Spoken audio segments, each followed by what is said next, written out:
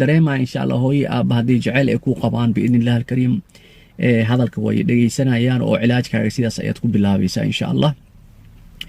waxaa jiro dad kale oo yani waxaa jira dad oo dhalinyaro guri isla degan, dad dhalinyaro ah oo guri isla degan mise gabdho oo dhalinyaro ah oo guri isla degan oo isla ijaarka isla baxsado. gabdhaha qaarkooda marka waxay dhaheen sheekhow gabdhaha nala degan ma ogolo inaan cilaaj wax sameeyo. aydan arrintaas oo kale qofkan hooyadaada aabbahaaga ma aha horta kow.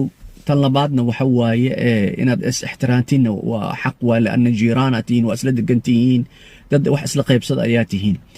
marka inaad ayagana sidaas oo kale aad fahamsiisid oo duruusta aad u daartid iyo waxyaalahaas. haddaad aragtid inay qanci waayeen, marka adigana qolkaaga waa inaad isku soo xirtaa oo qolkaaga aad iska rushaysa, maadaama gurigoo dhan aan rushayn karin. qolkaaga isku soo xiraysaa, waa iska rushaynaysa, sariirta iska rushaynaysa, armaajooyinka iska rushaynaysaa, darbi